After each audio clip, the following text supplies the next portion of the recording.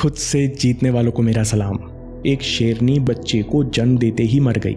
ऐसा संयोग हुआ कि उसी समय भेड़ों का झुंड वहां से गुजरा और भेड़ चाल में शेर का बच्चा उसी झुंड के पीछे पीछे चल दिया। वो बच्चा भेड़ों के साथ ही रहने लगा और खुद को भेड़ समझने लगा। शेर के उस अनजान बच्चे को खुद पर विश्वास हो गया था कि वो एक भेड़ है। उसका चलना फिरना खाना सब भेड़ों के समान हो गया। इस बच्चे को सपनों में भी इस बात का अंदाज़ा नहीं था कि वो एक शेर है। होता भी कैसे, उसने कभी शेर देखा ही नहीं था। ना वो कभी शेरों की तरह लड़ा, ना वो कभी शेरों की तरह दहाड़ा। वो तो बस एक झुंड के पीछे पीछे अपना जीवन बिता रहा था। समय के साथ साथ वो बच्चा एक जवान और बड़ा शेर बन गया, लेकिन भेड़ भी उससे डरती नहीं थी। जैसे वो भेड़ों का आदी हो गया था, वैसे ही भेड़ भी उसकी आदी हो चुकी थी। फिर एक दिन एक बूढ़े शेर ने उस झुंड पर हमला किया। उस बूढ़े शेर को अपनी आंखों पर यकीन नहीं हुआ जब उसने एक जवान शेर को भेड़ों के साथ चढ़ते और भागते हुए देखा।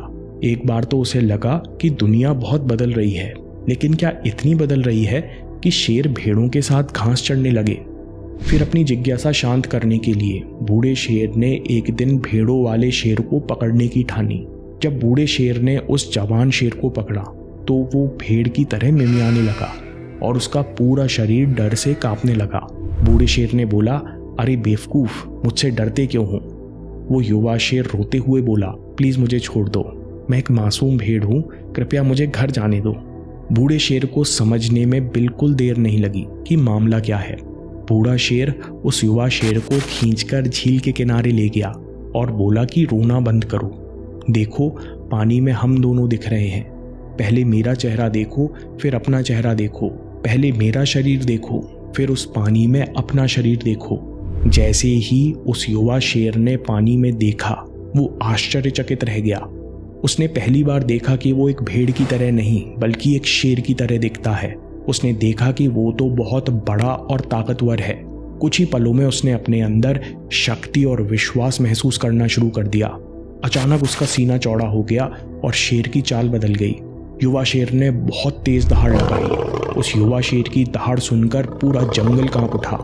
उस शेर के अंदर भेड़ का भूत पूरी तरह गायब हो चुका था। उसने खुद को पहचान लिया था। जैसे ही उस शेर के अंदर आइडेंटिटी यानी स्वयं की पहचान बदली, वैसे ही मात्र कुछ ही क्षणों में शेर की पूरी जिंदगी बदल गई। आइडेंटिटी यानी हमारी पहचान हमारे कई सारे बिलीफ सिस्टम का गुच्छा है कि भाई मैं तो भेड़ हूँ और इतनी ही ताकत है मुझ में और मैं इसी तरह का सस्ता जीवन जीने वाला हूँ। हम जिन लोगों के साथ समय बिताते हैं उनके बिलीफ सिस्टम भी अपना लेते हैं। जीवन के अनुभव और पास्ट एक्सपीरियंसेस से भी हमारी आइडेंटिटी बनती है। कंफर्ट जोन ऐसी स्थिति है कि हम सपने में भी नहीं सोच पाते कि हमारे अंदर कितनी काबिलियत छिपी हुई है। जिस दिन हमारे सामने से पर्दा उठेगा, उस दिन हमको पता चलेगा कि अरे मैं तो पहले से ही वो हूँ जो मैं हमेशा से बनना चाहता रहा। जिंदगी बदलने के लिए हमको आइडेंटिटी बदलना है। आइडेंटिटी इतनी पावरफुल है। एक बार आप खुद को पहचान लो कि मैं जो सोच सकता हूँ वो कर सकता हूँ, तो एक्शन लेना आसान हो जाता है। ये करेंगे कैसे? जो भी आप बनना चाहते हो वो मान लो कि आप पहले से ही बन चुके हो। मान लो कि आप बहुत सफल एंटरप्रेन्योर बनना चाहते हो, तो आंख बंद करके देखो कि वो आप बन चुके हो। एक सफल कंपनी और कई सारे लोगों को लीड कर रहे हो। आपका समय कीमती हो चुका है। जब आप आंख खोलोगे तो आपको मन करेगा कि मैं बिल्कुल समय वेस्ट ना करूं। इसी तरह विजुअलाइजेशन, एक्शन और रिपीटेशन से आइडेंटिटी बदली जाती है।